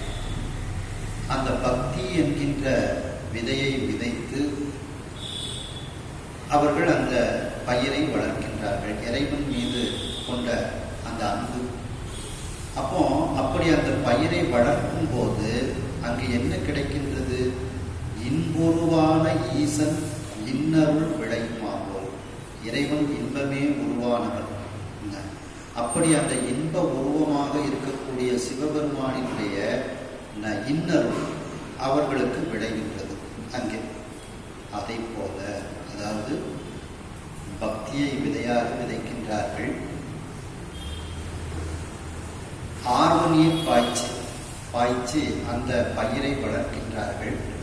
அப்படி வளர்க்கும் போது அந்த இன்ப உருவாக அந்த இறைவன் வளர்த்து நமக்கு இன்னருளை அவன் விளைவிக்கின்றான், நமக்கு தருகின்றான். அது நம்மிடத்தில் அந்த இன்னருள் கிடைக்கின்றது. அதுபோல வன்புரு கருங்கால் மல்லர் வைகலும் செவ்வி நோக்கி, அந்த வலிமை மிகுந்த அந்த கருமையான கால்களை உடைய அந்த உழவர்கள், மல்லர்னா உழவர்கள், வைகலும் தினந்தோறும் செவ்வி நோக்கி, செவ்வினா பருவம், அந்த பயிர் வளரக்கூடிய அந்த பருவத்தை பார்த்து கொண்டே இருக்கின்றார்கள். தம்மையும் நோக்கி கண்டு தகவலும் வேலையிட்டு அப்படின்ட்டு. அப்போ அந்த செவ்வி நோக்கி அந்த பருவத்தை அவர்கள் பார்த்து கொண்டே இருக்கின்றார்கள். இந்த நேரத்தில் என்ன செய்யணும், கொஞ்சம் தண்ணி பாய்க்கலாமா, கொஞ்சம் மருந்து அதுக்கு போடலாமா, அப்படின்னுட்டுனா உரம் போடலாமா அப்படிங்கிறதுலாம் அவர்கள் கவனித்து கொண்டே இருக்கின்றார்கள். நன்புலம் முயன்று காக்க, நல்ல அந்த புலம்னா விளைநிலம், அந்த விளைநிலத்தை அவர்கள் முயற்சி செய்து காக்க அந்த விளைந்தன நறுக்கல் சாதி, அங்கு அந்த வாசனை மிகுந்த குளிர்ச்சி பொருந்திய அந்த சாலின நெல், அந்த நெல்லானது அப்படியே விளைந்து அது வருகின்றது. இதே மாதிரி சில பாடல்கள்லாம் தேவாரத்தில் மெய்மையாம் உழவை செய்து விருப்பெனும் வித்தை வித்தி பொய்மையாம் கடையை வாங்கி பொறையனும் நீரை பாய்ச்சி தம்மையும் நோக்கி கண்டு தகவனும் வேலையிட்டு செம்மையுள் நிற்பதாக சிவகதி விளையும் வந்து அப்படின்ட்டு இதே கருத்து தான். அங்கே இந்த மெய்மையாம் உழவை செய்து உண்மையோடு அந்த உழவு தொழிலை செய்து அப்படின்ட்டு அந்த பாட்டிலையும் சொல்றாரு. குமரகுருபரர் வந்து சொல்லும்போது, மீனாட்சி அம்மை பிள்ளைத்தமிழை சொல்லும்போது, உயிராதவாதத்து உணர்வு நீர் பாய்ச்சி வளர்ப்பார்க்கு மொழி கூர்த்து அழிவழுத்த மலர் கற்பகமே அப்படின்ட்டு சொல்றாரு. அதாவது காலத்தோடு கற்பனை கடந்த கருவூலத்து பழம்பாடல் கலைமாச்செல்வர் தேடி வைத்த கடவுள் மையே உயிராதவாதத்து உணர்வு நீர் பாய்ச்சி வளர்ப்பார்க்கு மொழி கூர்த்து அழிவழுத்த மலர் கற்பகமே. எழுதாச்சொல் மழலை ததும்பு பசுங்குதலை சோலை கிளியே உயிர் துணையாம் தோன்றா துணைக்கு ஓர் துணையாகி துவாத சார்ந்த பெருவழியில் துரியம் கிடந்த பரணாத மூலத்தலத்து முளைத்த முழுமுதலை முத்தம் தருகவே முக்கச்சுழற்கு விருந்திடும் மும்முலையாய் முத்தம் தருகவே என்று குமரகுருபரர் சொல்றார். எப்படின்னா, உயிர் ஆலவாலத்து, அந்த உயிராகிய ஆலவாரம், அந்த பாத்தி, அந்த அதில் உணர்வு நீர் பாய்ச்சி, அந்த உணர்வு நம்முடைய உணர்வையே நீராக பாய்ச்சி வளர்த்தோம் என்றால் அவர்களுக்கு கற்பகம் வரும்போது மீனாட்சி அம்மை அப்படியே வளர்கின்றார். ஒளி கூட்டு அழிவழுத்து மலர் கற்பகமே அப்படின்ட்டு. அப்போ அந்த பாத்தியை கட்டி அதில் அந்த தண்ணீரை பாய்ச்சி நம்முடைய அன்பை வந்து வளர்த்து கொண்டே இருந்தோம் என்றால் அங்கே அந்த மீனாட்சி அம்மையானவள் கற்பக மரமாக வளர்ந்து நமக்கு அவள் வேண்டியதை எல்லாம் கொடுக்கின்றாள் அப்படின்னு குமரகுருபரர் வந்து மீனாட்சி அம்மை பிள்ளை தமிழில் சொல்றாங்க. அகல்நில வேறுபாட்டின் இயல் செவ்வி அறிந்து மள்ள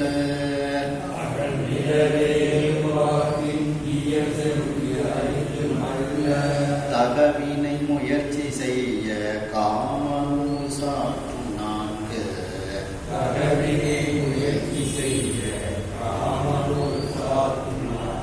பகைநல்லார் பண்பு செவ்வி அறிந்து சேர்மைந்தற்கு இன்பம்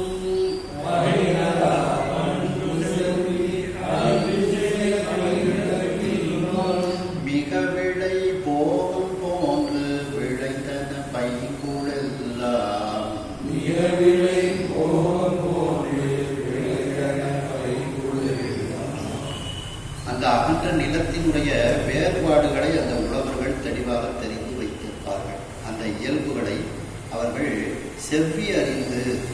நிலத்தின் பக்கம் ஒரு பெரிய ஓடை இருக்கும். அந்த காலத்தில் எல்லாம் மண்ணினால தான் கரையெல்லாம் கட்டியிருப்பாங்க.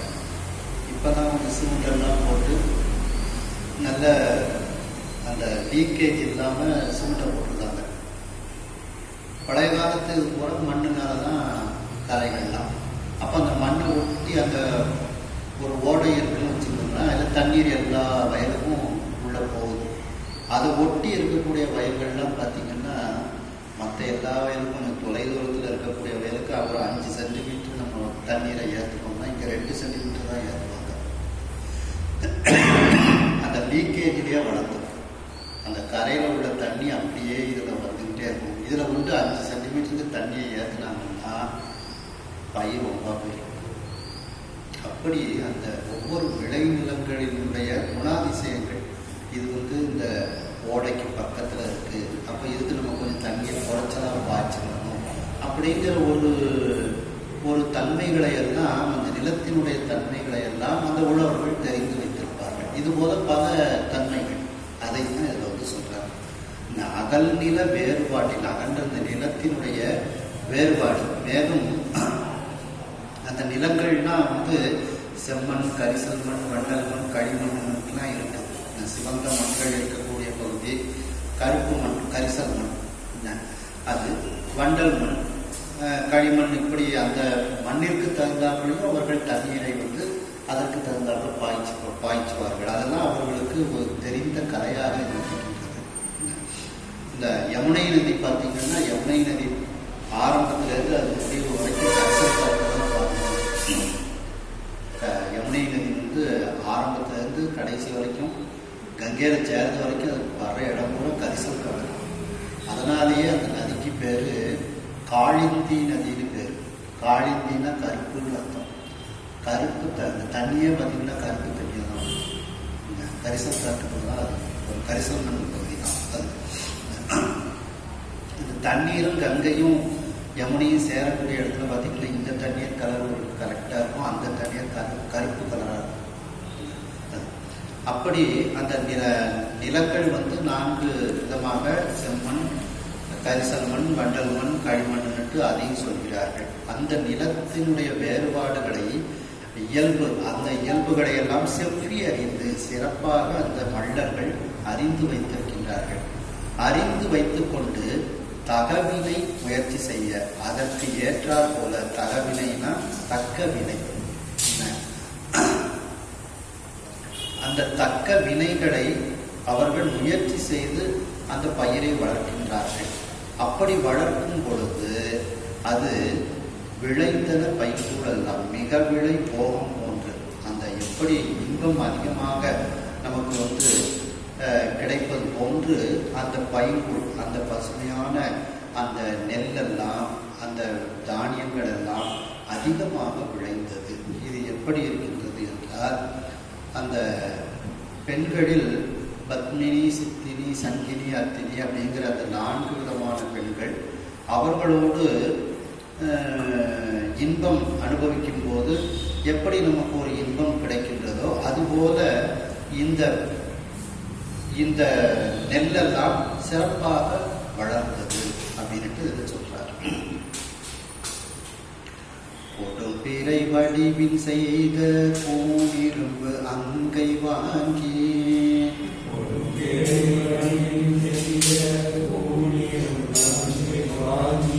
முடங்கு கால் வரி பண்டு ஆர்வ உள்ளரை கமலம் நீதம்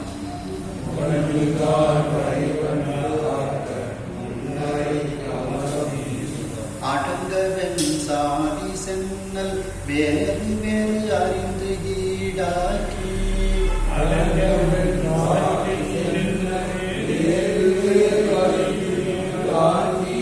நெடுக்களத்து அம்பம் குன்ற நிறையன பெரும்போ செய்தார்.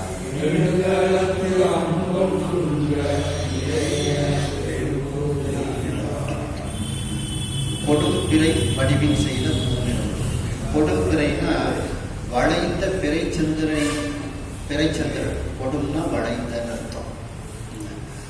கொடுமையானது இல்லை, வளைந்த. கொடும்னா வளைந்த. அந்த வளைந்த பிறைச்சந்திரனினுடைய வடிவு போல அந்த அருவாள் வந்து இருக்குது. அது நீங்கள் பார்த்துருப்பீங்க. அந்த வளைஞ்ச சந்திரன் போல அருவாள் வச்சுருப்பாங்க. அதை வச்சு தான் அறுத்தெடுப்பாங்க. அந்த கொடுங்கிறது வளைந்த, கொடும் கை அப்படிங்கிறதுனாலே வளைந்த கையில் தான் அர்த்தம். ஏன்னா அது கொடுக்கக்கூடிய கை, கொடுக்கும்போது கை வளர்ந்துருக்கும். அதனால் கொடும் கை அப்படின்னாலே வளைந்த கை அப்படிங்கிற அர்த்தத்தில் தான் சொல்லுவாங்க. அப்படி அந்த கொடும் பிறை வடிவில் செய்தார். வளைந்த பிறைச்சந்திரனினுடைய வடிவத்தை போன்று செய்த அந்த பூங்கிரும்பு அங்கை வாங்கி அந்த இரும்பால் செய்யப்பட்ட அந்த அரிவாளை கையில் எடுத்துக்கொண்டு முடங்கு கால் வரிவண்டு ஆர்ப்ப, அந்த கால்கள் முடங்கி இருக்கக்கூடிய வரிகளையுடைய வண்டுகள் எல்லாம் இவங்க நெல்லை அறுக்க போகும்போது அதுவும் ஆரவாரம் செய்து கொண்டு அப்படியே ஒதுங்குகிறது. அது வரைக்கும் அந்த வண்டுகள்லாம் இருக்குது. வண்டுகள், பூச்சிகள் இதெல்லாம் இந்த நெல் பக்கத்தில் இருக்குது. இவங்க பக்கத்தில் போனோம்னா அதுகள்லாம் ஆரவாரம் செய்து கொண்டு ஒதுங்குகிறது. மேலும் முள் அரை கமலம் நீளம் அடங்க, அந்த முள்களை உடைய அந்த தாமரை மலர்கள், நீல மலர்கள் இவைகளையும் அவர்கள் தனியாக அறுத்து எடுத்து விடுகின்றார்கள். அதுக்கப்புறம் வெண்சாதி கடைசியில் அறுவடை செய்யும் போது இந்த தாமரை மலர்கள், ஈர மலர்கள் இருந்தாலும் அதையும் அறுத்து கீழே போட்டுருந்தாங்க அவங்க. வெண்சாதி சென்னல் வேறு வேறு அறிந்து, அந்த வெண்மையான நெல், சிவந்த நெல், அப்போ இவைகளையெல்லாம் தனித்தனியாக அவர்கள் அறிந்து எடுக்கின்றார்கள். ஈடு ஆக்கி அவைகளெல்லாம் ஒரு கூட்டமாக ஆக்கி, ஒரு கெட்டு, நெற்கெட்டு, அந்த கெட்டாக ஆக்கி நெடுங்கடத்து அந்த நெல்லை அடிக்கக்கூடிய அந்த களத்துக்கு எடுத்து சென்று அம்பொன் குன்ற நிறையென பெரும்போர் செய்தார். அழகிய குன்றம் அப்படியே வரிசையாக அடுக்கி வைத்தது போல, நிறைன வரிசையாக அடுக்கி வைத்தது போல அந்த மிகப்பெரிய போர்னா நெற்போர், அந்த நெற்போரை வரிசையாக அவர்கள் அடுக்கி வைக்கின்றார்கள். அந்த நெல் பார்த்தீங்கன்னா மஞ்சள் கலராக இருக்கும், வைக்கோலும் மஞ்சள் கலராக இருக்கும். அது வந்து தங்கத்தை போல இருக்கின்றது. அதான் அம்பொன் குன்றம் போல அப்படியே தங்க குன்று போல வரிசையாக அந்த நெல்லை அறுத்து அப்படியே அங்கே கொண்டு வந்து முதல்ல வைக்கிறாங்க. அடுத்து கற்றவை களைந்து தூற்றி கூப்பி ஓர்காணி தெய்வம்,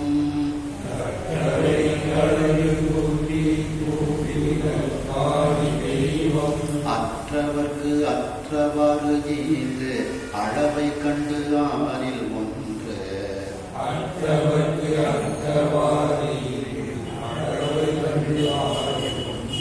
ஒற்றவர் கடமை கொள்ள பண்டியில் கொடுபோய் தென்னாடு, ஒற்றவர் கடமை கொள்ள பண்டியில் கொடுபோய் தென்னாடு, உற்றவர் சுற்றம் தெய்வம் விருந்தினர்க்கு ஊட்டி உண்பார், உற்றவர் சுற்றம் தெய்வம் விருந்தினர்க்கு ஊட்டி உண்பார். கற்றை வை அப்படிங்கிறது தான் கற்றவை அப்படின்ட்டு வந்திருக்கு. அந்த கற்றை வை அப்படின்னா அந்த வைக்கோல் கற்று, அதையெல்லாம் அவர்கள் களைந்து எடுக்கின்றார்கள். வைக்கோல் தனியாக, நெல் தனியாக எடுக்கிறாங்க. முதல்ல அந்த நெல்லை போட்டு அடிப்பாங்க. அடிக்கும்போது அதிலே கொஞ்சம் அந்த வைக்கோல்லாம் சேரும். கடைசியில் அதை வந்து இந்த சுழவு வச்சு தூத்துவாங்க. தூத்தும்போது அந்த நெல் இதெல்லாம் பதர் நெல், சாதி நெல் இதெல்லாம் வந்து தனியாக போகும். அந்த வைக்கோலும் கொஞ்சம் கொஞ்சம் கிடக்கிறதும் தனியாக வரும். இதையெல்லாம் தூற்றி கூப்பி அப்படியே ஒரு கூம்பு மாதிரி அவங்க வந்து ஏற்பாடு பண்ணிடுவாங்க. அதை அப்படி ஒரு அழகாக ஒரு கூம்பு மாதிரி ஒரு பிள்ளையார் மாதிரி பிடிச்சிடுவாங்க. ஊர் காணி தெய்வம், ஊரில் உள்ள அந்த தெய்வங்களுக்கெல்லாம், அந்த சிறு தெய்வங்களுக்கெல்லாம் அவர்கள் வணங்கி கொண்டு, அவர்களையெல்லாம் வணங்கி கொண்டு, இது அந்த கூப்பிங்கிறதுக்கு ரெண்டு விதமாக அர்த்தம் அடையிருக்காங்க. நெல்லை கூப்பி அப்படின்னு ஒரு அர்த்தம் அடையிருக்காங்க. இன்னும் சில இதில் வந்து அந்த தெய்வத்தை வணங்கி அப்படின்னு அர்த்தம் அடையிருக்கிறாங்க. அற்றவர்க்கு அற்றவாறு இது, அந்த ஊரில் உள்ள அந்த தெய்வங்களுக்கும் கொடுத்து அற்றவர்க்கு அற்றவாறு இருந்து அந்த வறியவர்களுக்கு ஏழைகளுக்கும் அவர்களுக்கு ஏற்றவாறு, அற்றவாறுன்னா அவர்களுக்கு ஏற்றவாறு, அதுக்காண்டி அவங்களுக்கு நிறைய அவர் சாப்பாட்டுக்கு என்ன தேவையோ அதை அவர்கள் கொடுக்கின்றார்கள். அற்றவர்க்கு வறியவர்களுக்கு ஏழைகளுக்கு அற்றவாறு அவர்களுக்கு ஏற்றவாறு அந்த அளவாக அந்த நெல்லை கொடுக்கின்றார்கள். ஏழைகளுக்கு கொடுத்து விட்டு வீதியை அளக்கின்றார்கள். அளவை கண்டு படியை வச்சு அளந்து எடுக்கிறார்கள். அதுல 1/6 பங்கை அரசனுக்கு அவர்கள் வரியாக கொடுக்கின்றார்கள். அவனுடைய கடமையை செய்ய வேண்டும் அல்லவா, அதற்காக கொடுக்கின்றார்கள். 1/6 பங்கை கொற்றவர் கடமை கொள்ள அரசன் தன்னுடைய கடமையை செய்வதற்காக அந்த 1 பங்கை அரசனுக்கு அவர்கள் செலுத்துகிறார்கள். மீதியை அவர்கள் பண்டியில் கொண்டு போய், பண்டினா வண்டி, அந்த வண்டியில இதையெல்லாம் மீதியெல்லாம் கட்டி தங்களுடைய வீட்டிற்கு கொண்டு போய் தென்புலத்தவர்கள், சுற்றத்தார்கள், தெய்வம், ஊரில் உள்ள தெய்வங்கள், விருந்தினர்கள் இவர்களுக்கெல்லாம் அதை கொடுத்து தானும் அவர்கள் உண்கின்றார்கள். சாரடு கட்டி எள்ளு சாமை கொள்கிருங்கு தோரை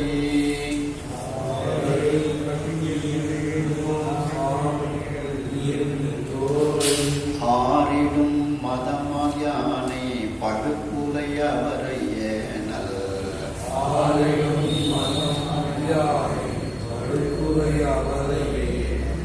வேறு பல் பயரோடு இன்ன புன்னில விளைவு மற்றும்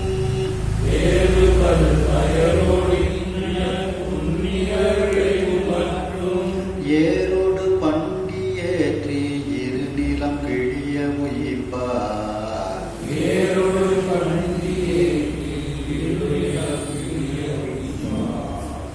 சாரடு கட்டி, சாறு விழுந்த அந்த வெல்லம் கரும்புச்சாறு, அந்த கட்டி, கனியினும் கட்டிப்பட்ட கரும்பினும் அப்படின்ட்டு திருமுறைகளில் வருது பார்த்தீங்களா, அந்த வெல்லம், கரும்பிலிருந்து கிடைக்கக்கூடிய வெல்லம். எள்ளு, சாமை, கொள்ளு, இருங்குன்னா சோளம், தோரை அப்படின்னா மலைகள், அதுக்கப்புறம் ஆரிடும் மதம்மான் யானை, யானை பழுப்புலை, அதாவது யானையினுடைய கண்களிலிருந்து 6 போல மத நீர் பொழிகிறது. அப்படி 6 போல் மதம் பொழியும் மிகப்பெரிய அந்த யானையினுடைய அந்த விலா எலும்பு எப்படி இருக்கும் அப்படின்னா, இதில் ஒன்று, இதில் ஒன்று, இதில் ஒன்று, இதில் ஒன்று, இந்த பஞ்ச வெல்லம் பார்த்தீங்கன்னா இருக்கும். அது மாதிரி அதனுடைய விலா எலும்பு இருக்கு. அது மாதிரி அவரைக்காய் வந்து இருக்கிறோம். அவரைக்காய்க்கு உவமை. அவரைக்காய் இங்கே ஒன்று, இங்கே ஒன்று, இங்கே ஒன்று, அங்கே ஒன்று, அங்கே ஒன்று, இப்படி காய்ச்சி கிடக்கு பார்த்தீங்களா, அதனுடைய விலா எலும்பு எப்படி பழுனா விலா எலும்புன்னு அர்த்தம். அந்த யானையினுடைய மதம் பொழியும் கண்களை உடைய அந்த யானையினுடைய விலா எலும்பு எப்படி இருக்குமோ அதுபோல குலை குலையாக காய்த்திருக்கக்கூடிய அவரைக்காய், அது அவரை அப்படின்ட்டு ஒரு ஓமை சொல்றாரு. ஏனல், அதுக்கப்புறம் ஏனல்னா திணை, வேறு பல் பயரோடு பலவிதமான பயிர்கள், இன்ன புன்னில விளைவு மற்றும் இதெல்லாம் இப்போ நெல், கரும்பு இதெல்லாம் நன்சை நில விளைவு. இப்போ இதுல சொல்லப்பட்டதெல்லாம் புன்சை நில விளைவு, புஞ்சை நிலம். அப்படி அந்த புஞ்சை நில விளைவுகள் இவற்றையெல்லாம் மற்றும் இவ ஏரோடு பண்டி ஏற்றி அந்த காளமாட்டை வண்டியில் பூட்டி, பண்டின வண்டி, அந்த வண்டியில் பூட்டி அதுல வந்து இந்த மேலே சொன்ன அனைத்து புன்சை நிலத்தில் விளைந்த அந்த விளைச்சல்களை, அந்த தானியங்களை எல்லாம் ஏற்றிக்கொண்டு பூமி கிழியுமாறு அந்த வண்டியை செலுத்தி கொண்டு, ஏன்னா அவ்வளோ வெயிட் அதிகமானதுனால தர வந்து பள்ளம் தோண்டிட்டு போகுது. அப்படி இருநிலம் கிழிய, அப்படி அந்த பூமி வந்து பள்ளம் விழுமாறு அவர்கள் அந்த தானியங்களை எல்லாம் ஏற்றிக்கொண்டு தங்களுடைய வீட்டிற்கு கொண்டு அவர்கள் சேர்ப்பார்கள். துறவினர் ஈசன் நேச தொண்டினர் பசிக்கு நல்லோம்.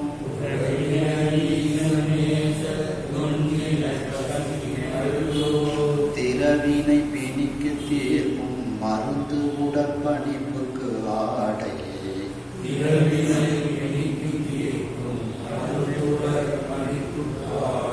உறைவிடம் பெரிது நல்கி அவரவர் ஒழுகி செய்யும்.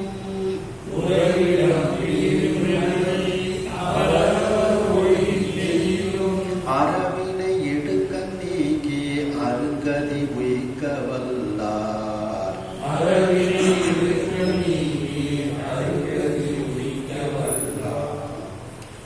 துறவினர் ஈசன் நேச தொண்டினர் பசிக்கு நல்லோர். இந்த இவர்களெல்லாம் அந்த உழவு தொழில் செய்து அந்த எஜமானர்கள் உழவு பெரிய நிலச்சுவாண்டார்கள்லாம் தங்கள் வீட்டிற்கு அந்த தானியங்களை எல்லாம் எடுத்து வந்துவிட்டு அவர்கள் துறவிகளுக்கு சாப்பாடு கொடுக்கின்றார்கள். ஈசன் நேச தொண்டினர் சிவபெருமானிடத்தில் அன்பு கொண்ட அந்த தொண்டர்கள், அந்த தொண்டர்களினுடைய பசிக்கு நல்லோம். துறவினர் பசிக்கு நல்லோம், ஈசன் நேச தொண்டினர் பசிக்கு நல்லோம். அந்த இறைவனுடைய அடியார்களுக்கு வரக்கூடிய அந்த பசிக்கு நல்ல உணவுகளை அவர்கள் கொடுக்கின்றார்கள். இப்போ இந்த நெல் இதெல்லாம் மிகப்பெரிய ஒரு நிலச்சுவாண்டார்கள் வைத்திருக்கக்கூடியவர்கள் இதையெல்லாம் செய்கின்றார்கள். திறவினை பிணிக்கு தீர்க்கும் மருந்து, அதாவது அவர்கள் முன் செய்த ஒரு வினையின் காரணமாக ஏதோ ஒரு பிணி வருகிறது, அந்த பிணியை தீர்க்கக்கூடிய மருந்துகளையும் அந்த ஈசனுடைய அடியார்களுக்கும் துறவிகளுக்கும் அவர்கள் கொடுக்கின்றார்கள். அப்போ ஒரு நோய் வருது அவங்களுக்கு அப்படின்னா ஏதோ முன் செய்த வினையின் காரணமாக அந்த நோய் வருகிறது, அதற்கு அவர்கள் மருந்து கொடுக்கின்றார்கள். திறவினை பிணிக்கு தீர்க்கும் மருந்து. உடற்பணிப்புக்கு ஆடை. உடல்ல குளிர்காலம், பனிப்புன்னா குளிர்காலம், அந்த பனியின் காரணமாக வரக்கூடிய ஒரு குளிர், அந்த குளிரை தாங்குவதற்கு நல்ல ஆடைகளை போர்வைகளை எல்லாம் அவர்களுக்கு கொடுக்கின்றார்கள். உறைவிடம், தங்குவதற்கு உறைவிடம். வீட்டில் அந்த காலத்தில் பார்த்தீங்கன்னா வெளியிலேருந்து யார் வந்தாலும் தங்குவதற்காக, அறிமுகம் இல்லாதவர்கள் வந்தால் தங்குவதற்கு ஒரு இடம் வச்சுருப்பாங்க.